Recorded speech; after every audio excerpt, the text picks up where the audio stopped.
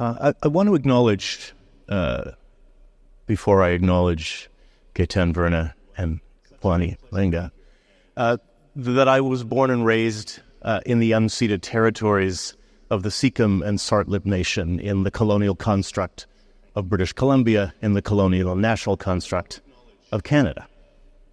I offer this because when I went to university, I studied colonial history. I went to graduate school and I studied colonial history and material culture. And it was a profoundly one-sided education, one that I embraced because I had been raised by a British family that went to Canada on the promise of a large Commonwealth bounty. I never in my high school nor my university experience considered the fact of where I was, but rather who I was as a descendant of a stalwart group of explorers who came from the British Isles to take up residence in Canada. That omission in my education leaves me to this day with a profound sadness because I devoted so much of my academic life to proffering a history of colonial and national development in Turtle Island, North America, to the violent exclusion of acknowledging the consequences of how my history and the history of my fellow Canadians and fellow British Columbians occurred. This is not to say that my fellows at school were not aware of Indigenous history or the histories of genocidal violence against Indigenous people or the consequences of colonial and imperial trade, but it is, I hope, a way of acknowledging my profound and continuing sadness that it's taken me this long as a person to rethink the things that I always thought were right and true. I want to read you some words from Ms. Verna in her lovely comments about the work that we saw yesterday at the pavilion. This is why bookmarks are so important.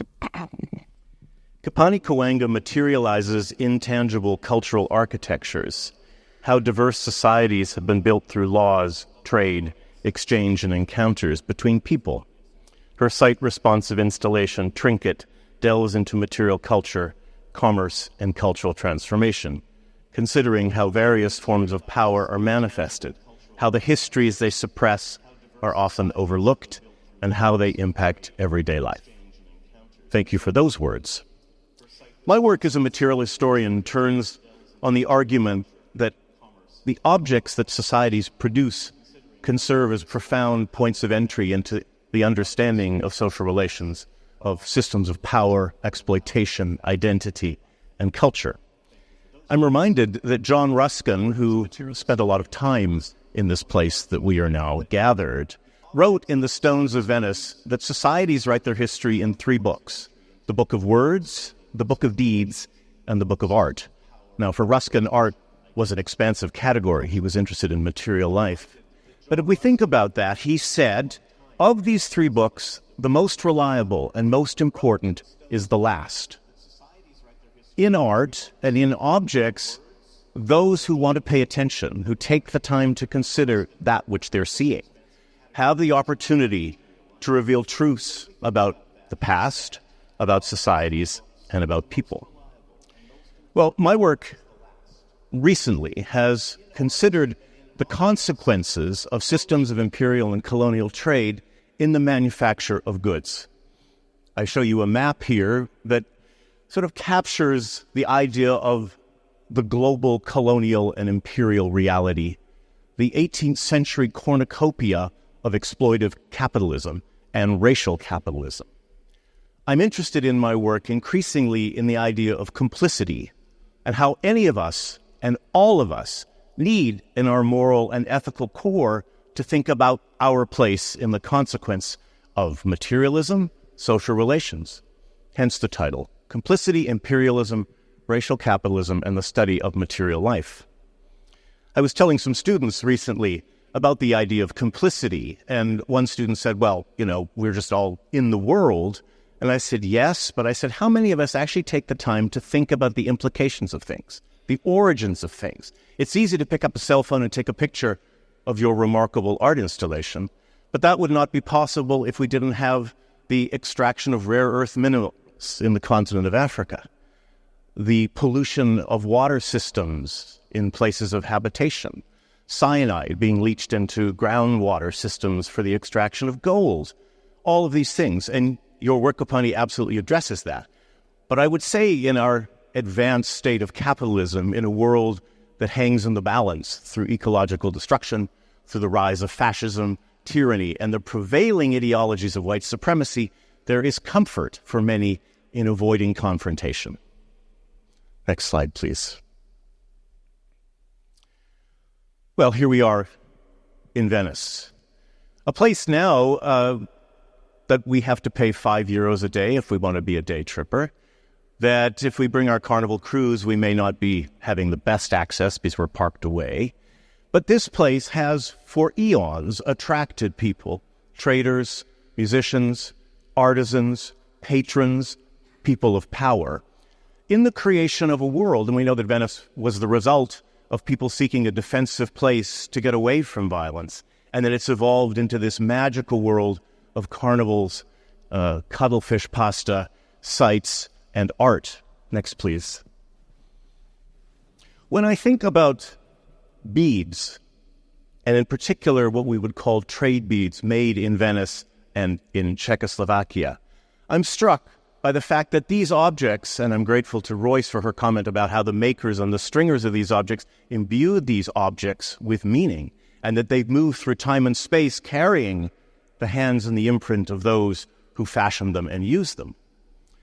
I go, however, to the other side, the implication that things of beauty and things of aesthetic power can be deceptive. They can lull us into a state of thinking that, well, I'm so taken in by what I see, I don't necessarily have to interrogate what might lie beneath, structurally or actually. Yes, please.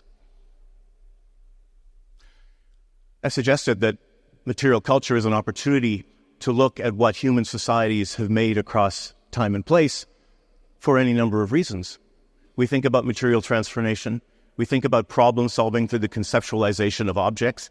We think about function. We think about form. And we think, to use the words of Igor Kapitov, the biography of things as they move through the world, touched by people, touching people, and always being repositories of consequence.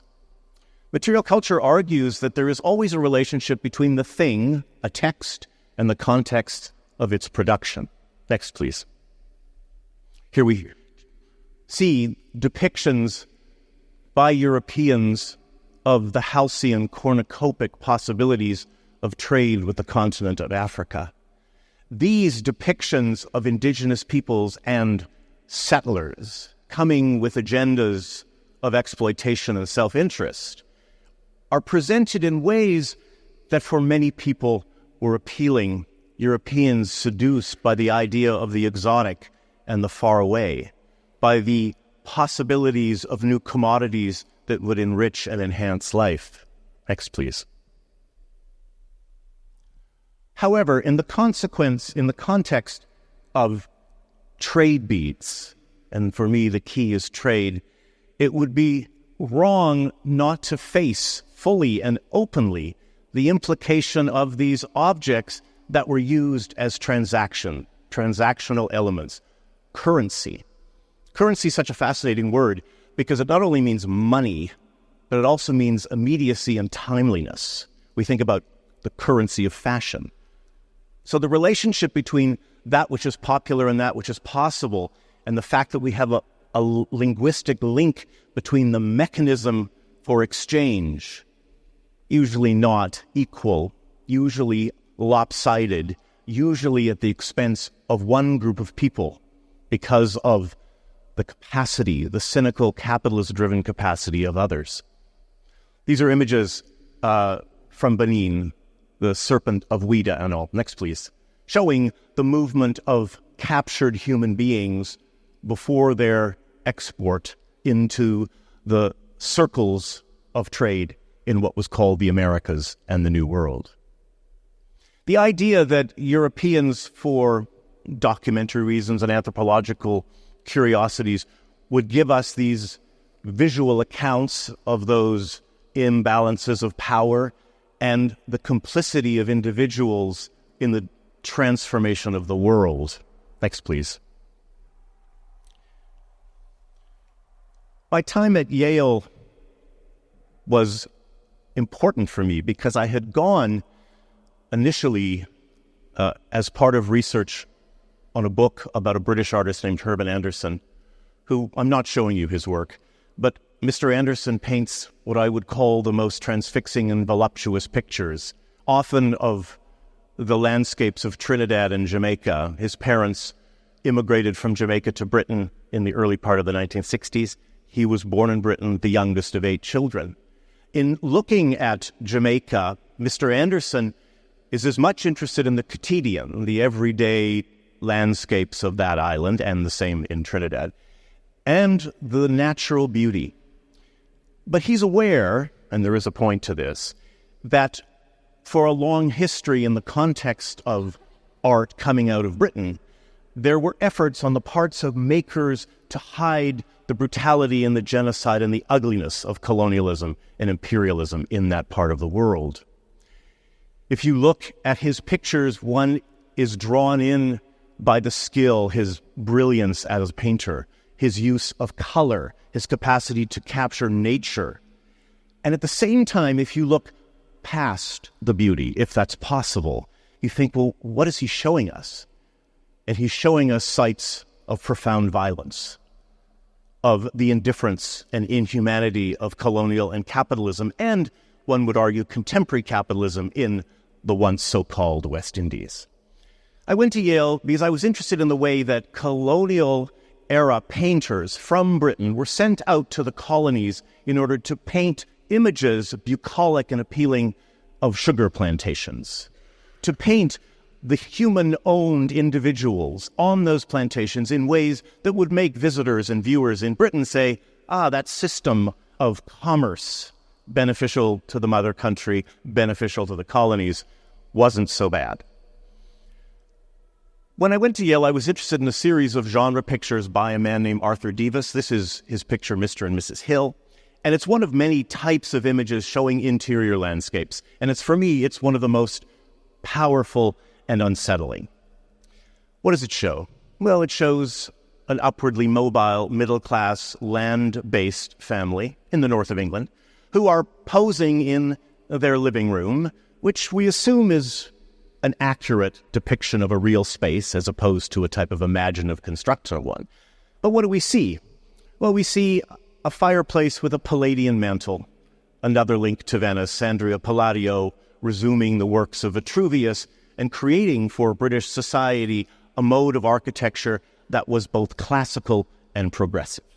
Above the fireplace, we see what's called a campagna picture, a portrait of a type of bucolic and imaginary Italian landscape. But for these people, evidence of the role of agriculture in the establishment of the British state. But this agriculture is only one part of the agrarian empire. There is, of course, the agriculture of Jamaica and those places across the Atlantic. And if we think about the Atlantic, we always have to think then about Derek Walcott, who says the sea is history. That would explain Venice. It would explain the West Indies. It would explain Britain's power and the power of other European nations who took to the oceans to claim, to conquer, to exploit, and to do violence in the service of middle-class affluence and aristocratic privilege and monarchical privilege and the privilege of the Anglican Church in Britain. What else do we see in this picture? Well, we see Mrs. Hill looking rather nice in her silk gown, Mr. Hill with his portly stomach suggesting a good life. There is, of course, a mahogany tea table. There's Chinese porcelain.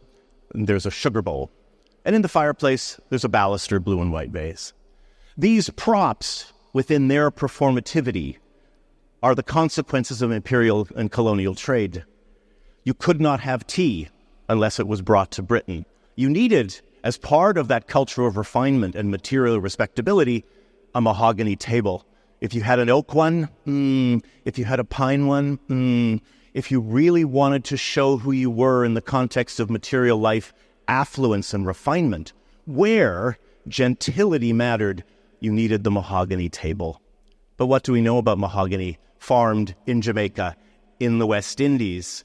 The owners of humans on the plantations that raise the sugar that sits on the table would move their human property from one country to another in order to cut the logs that then would be shipped to London or to Charleston or to Boston in order to fashion these objects in the Rococo style so that Mr. and Mrs. Hill and their ilk could sit very happily and very proudly surrounded by the objects as they performed themselves and as they performed colonial and imperial duty. When I look at mahogany, and this was my project initially at Yale, to document mahogany, depictions of mahogany in 18th century portraiture, my project shifted to questions of interpretation. What type of label would we put for Mr. and Mrs. Hill other than Arthur Davis' conversation piece, 1750-1751, Yale Center for British Art collection of Paul Mellon? I asked the undergraduates, how would you describe this picture? They would say it's a fine example. And I said, what if we said that this image sits at the intersection of genocide and imperial and colonial commerce? And that this example of the good life, where gentility and genocide are inextricably bound up, brings us back to the question of aesthetics. Mr. and Mrs. Hill were stylish people. They knew from the pattern books being produced in London that if you wanted to pass muster with their betters, you needed to have all of the accoutrements of the good life. No instant coffee for this couple. Well, if we think about Trinket and the question of the latent and manifest meaning of contouri, if we think about the idea of trade and the currency that glass beads allowed to take place, and if we think about the relationship between beads for what? Oil, wood, gold, people. It raises to my mind the question about the aesthetics of complicity and the complicity of aesthetics. When I walked into the pavilion, and I had looked at it online and I had read about it and all of the acclaim so deserved because it's brilliant, I found myself feeling complicated because I thought, this is representing large systems of exploitation, generational histories of trauma, systems of exploitation, and yet I am sundered by its beauty. I have no doubt that Mr. and Mrs. Hill never gave 1 ounce of thought to where the sugar they bought and put in their tea originated, nor any consideration to where that mahogany table may have started its life, by enslaved diasporic and African people forced into brutal labor to cut the trees that would allow these people to sit in the lap of luxury. And in that sense, the aesthetic appeal of this room, one that I studied as an undergraduate, that I participated in because of my family's Anglophilia, because of the way that British Columbia was fashioned as an outpost of civilization in a wild new world, makes this both a compelling and vile object. As a historian, however, my task is not to denounce the past, but to interrogate it on its own terms. We all, in the context of scholarship, have an obligation to be unstinting in excavating the relationships and systems that define the unfolding of events. When I show my students this picture, I say, can you identify a piece of African or African-American material culture? Usually people say, well, no, this is a picture, looked like English people, white people sitting at a tea table. And it's like, but it's not. There's the material culture of South Asia. There's the consequence of forced labor. There's the performativity of aristocracy and material gentility, all of which is part of a larger system that I, in my work now, so long after the time that I took that first course in British imperial history, where I was told, as my grandmother would tell me, that the sun never set on that world. And yet we know that in order to shine light on that, it's necessary to look past what we see. Thank you so much.